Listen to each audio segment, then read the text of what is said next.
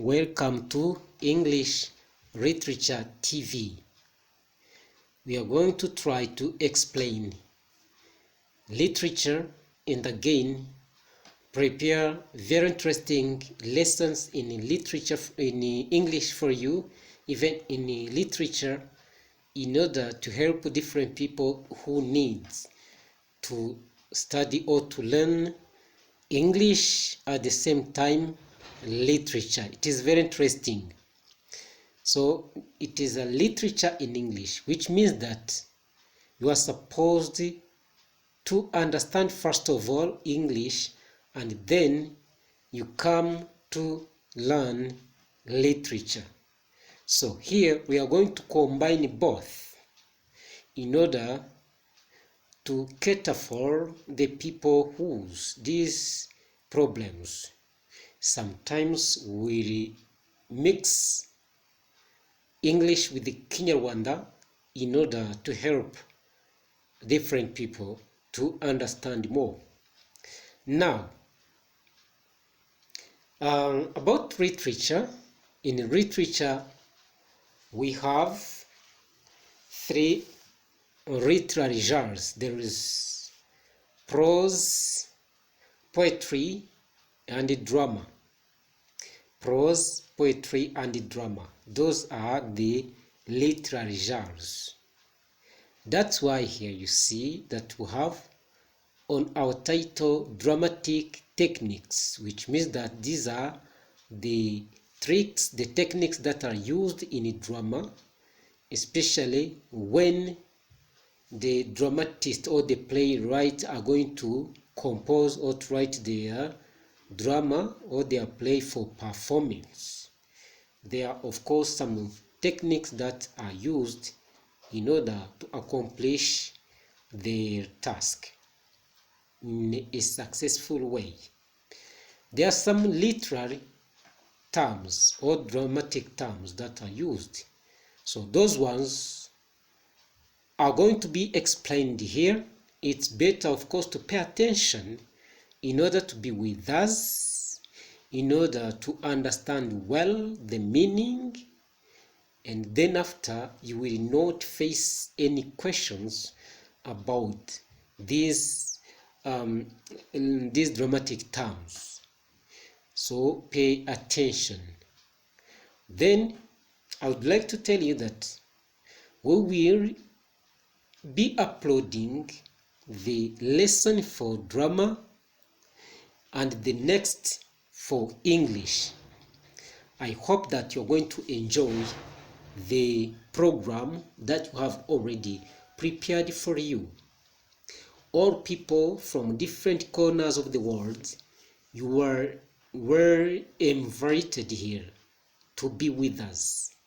Thank you so much. So you see that here we have dramatic techniques. There is a monologue, soliloquy, prologue, theater, entrance, and exit. So we will have also others. But before talking about others, let us first of all explain this. There are definitions. When we say definitions, means explanations. Stay with us. The first one is monologue. When we say monologue, is better of course to understand that if we try to cut this word into segment or into parts, we have mono. Mono means one. That's why sometimes you will be supposed to speak to yourself or speak to others. So what is a monologue? By definition, in a drama, we say that monologue is a speech. Which is delivered by one character, a single character, telling audience this speech is delivered by one character to an audience. When you say audience, these are people who are reading or hearing what you are saying, or those ones who are watching what you are performing, or those ones who are listening what you are saying. This is what you call audience. So monologue is a speech delivered by one character. Please, I need you to pay attention to this one character to an audience. Okay, while soliloquy is a speech that a character delivers aloud when alone on a stage without, pay attention to this word, without an audience or regardless of any hearers.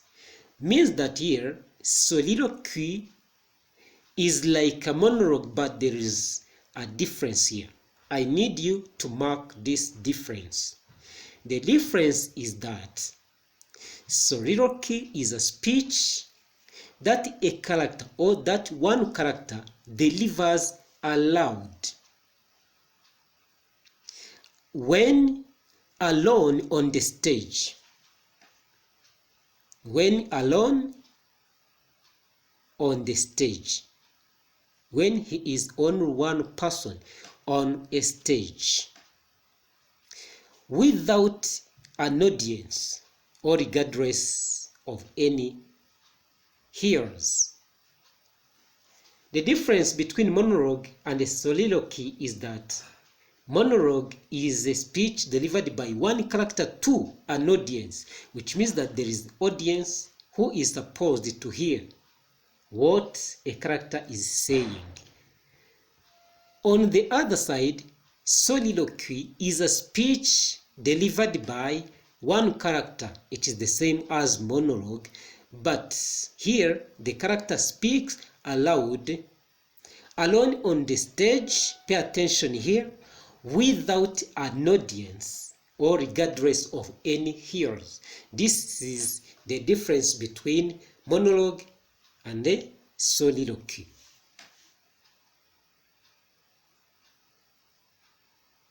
Let us proceed now.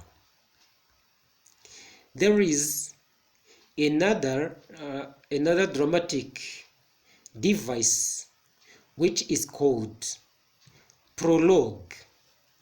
What is a prologue? It is a speech often in verse. It is a speech often in verse, addressed to the audience by an actor or a character at the beginning of a play. Pay attention here.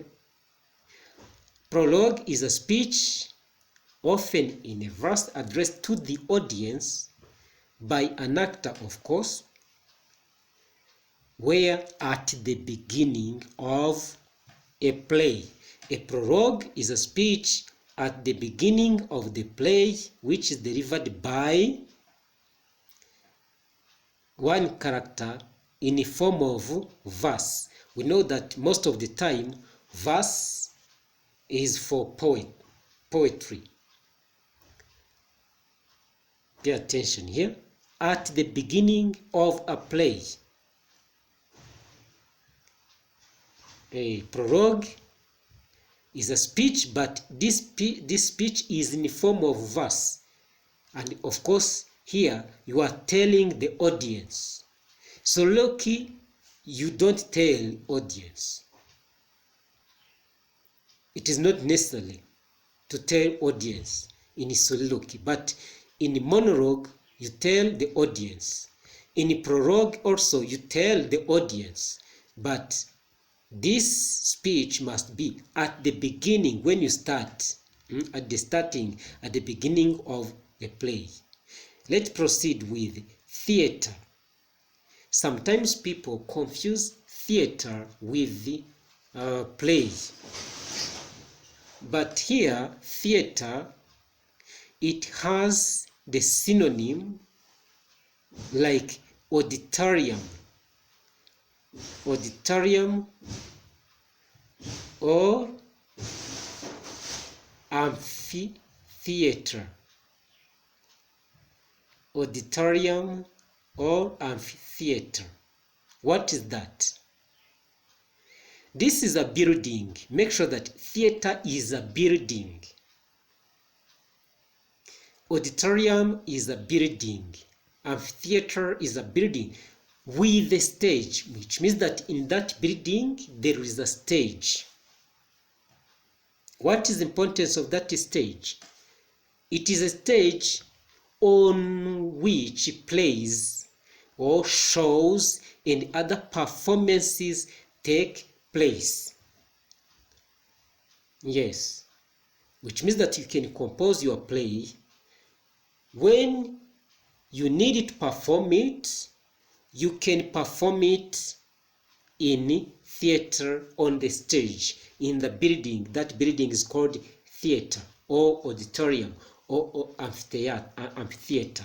Sorry, in French we say amphitheatre, but in English it is amphitheater. Theater is a building of show with a stage on which the performers come to perform their plays, their shows, and other performances like dance and so on. This is what you call theater. There are also other dramatic techniques like entrance. When you say entrance in a drama, immediately you have to understand the word enter. Enter, to get in, means to get in. Enter, entrance. In a drama, this is a stage direction which indicates or which shows, which signals the people the act of entering the play area during a performance. Entrance. It is a stage direction which indicates the act of entering the play area during performance. So opposite of this entrance is exit. When you finish and you go, maybe out of the stage, this is exit. You will find these words, these vocabularies, or these words entrance written maybe in the car park, where the cars come to and park.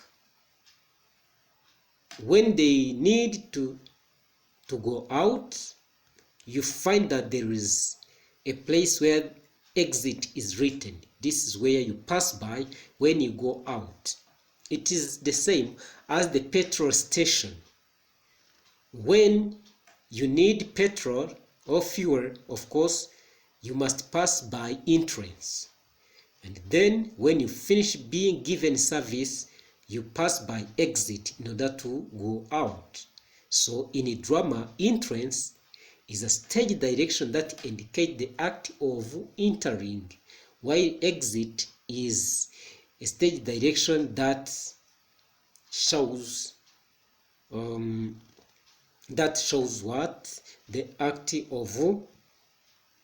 of finishing and go. Now, let us proceed with the following one.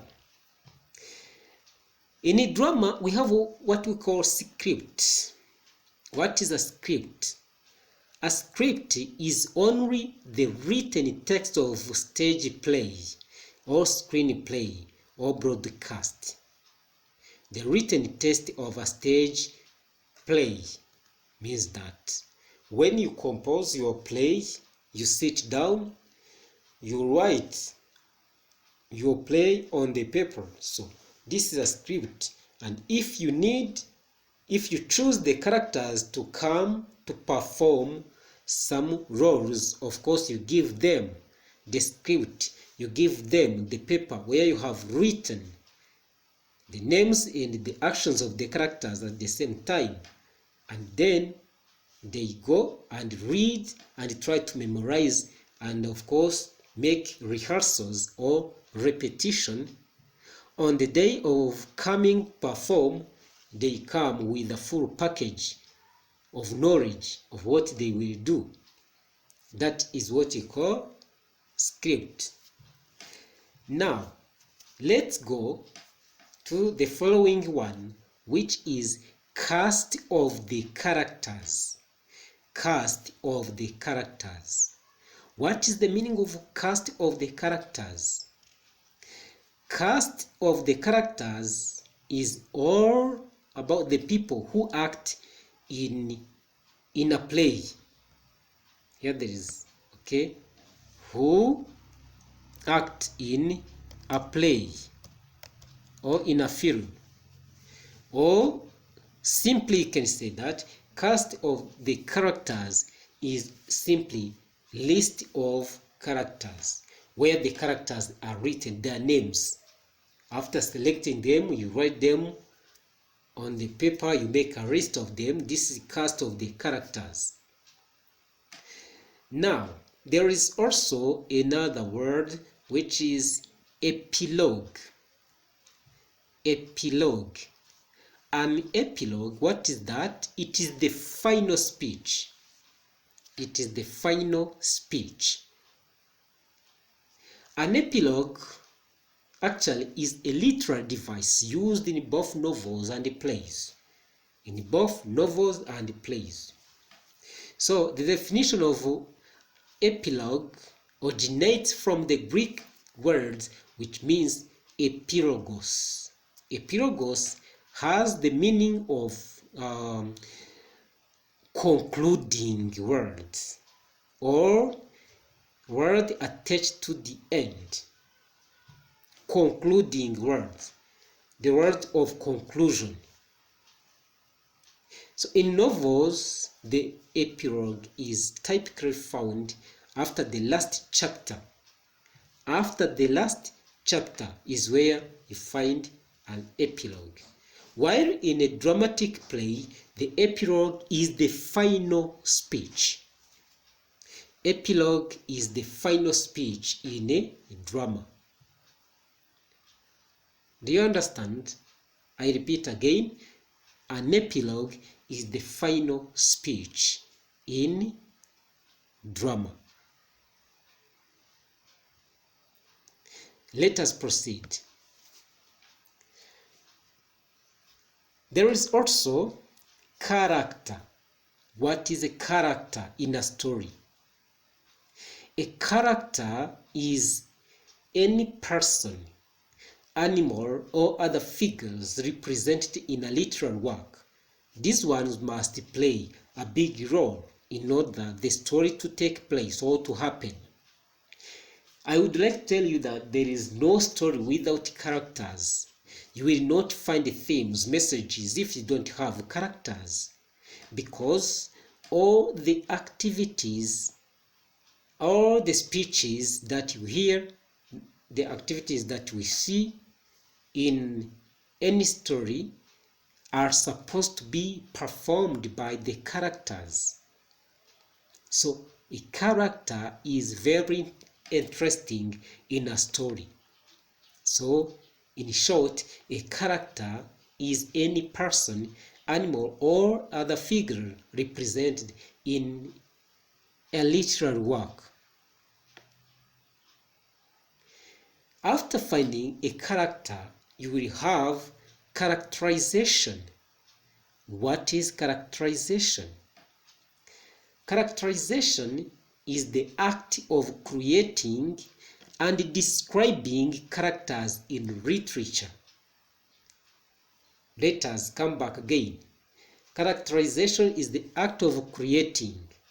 To create. It is like to make. And describing characters in literature. descriptions. There you will be supposed, of course, to use descriptive adjectives. So in our English lesson, we will give you a lesson on descriptive adjectives to show you how you can describe a character. If you don't know how to describe a character, you cannot, of course, succeed in character and characterization.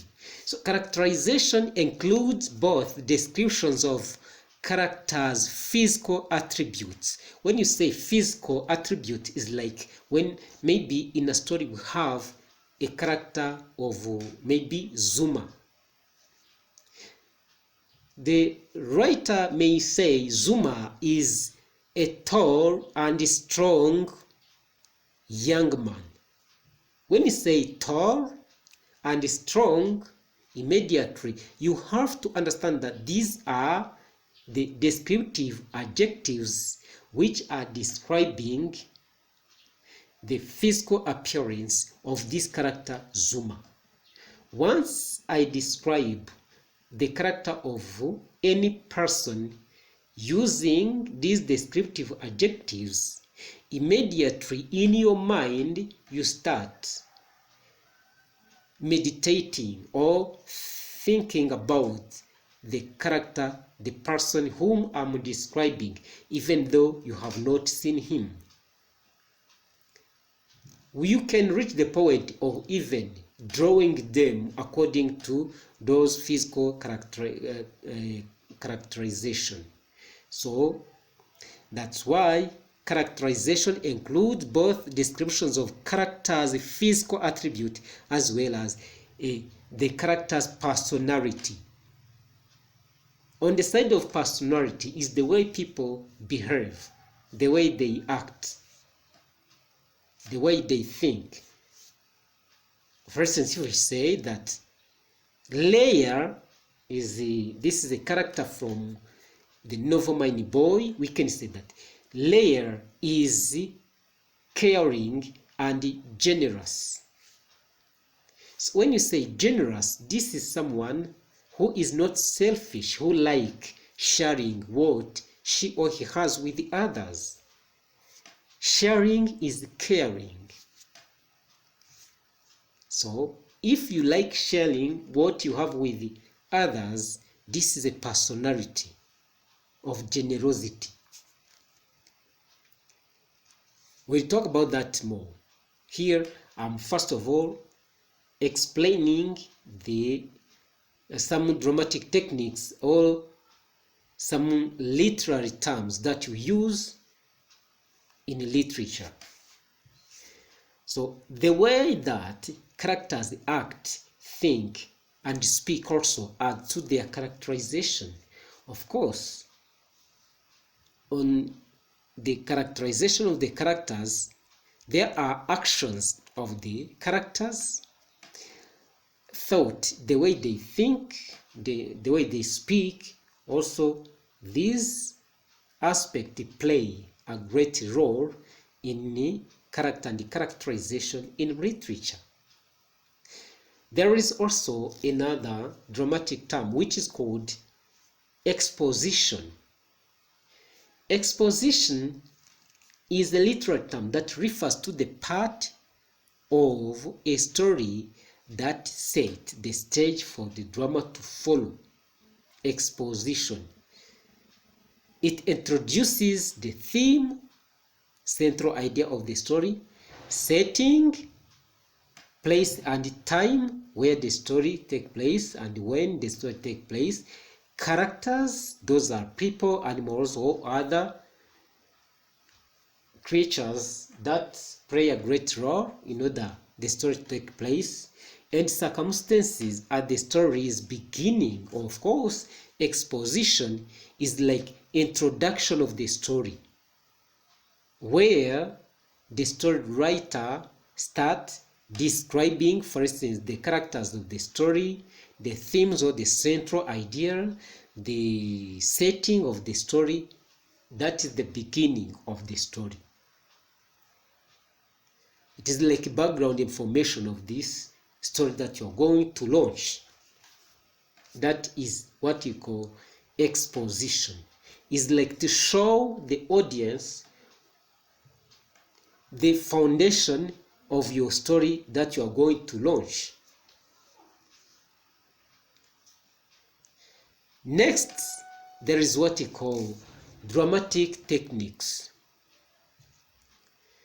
Of course, we are still in the dramatic techniques. We are sorry. We have climax. Climax in literary terms means the definition of climax is the highest point of tension in a storyline, often depicted by a confrontation between the protagonist and the antagonist. Good. So, in a story, we have two opposing forces. There is negative force, which is represented by the character who known as the antagonist. Antagonists always stand on the side of negative force. It is like Satan in the Bible. It is like an enemy in normal life. Or the thief, those people who are criminals, those who are violent, they are antagonists because they don't love peace. They are antagonists. While on the other side we have positive force. Positive force is on the side of protagonist. Means that protagonists stand for the positive force. Positive force always struggles for the advantages of a big community. He respects or she respects the morals. But most of the time, antagonists are immoral person or immoral people in the story who are always marked by negative actions. A climax resolves the main conflict of the story and is the moment the main character reaches or fails to reach their goal. Yes. For instance, if you're watching the film, when you reach the point where the band and actor meet and start fighting face to face, when there is no other way out, where one can escape from another, everybody start asking what is going to happen, who is going to win. That is what we call climax. When people start thinking of what is going to happen if these two opposing forces meet face to face and start fighting. One needs to win another. One needs to win another. Actor and the band. Antagonist and protagonist.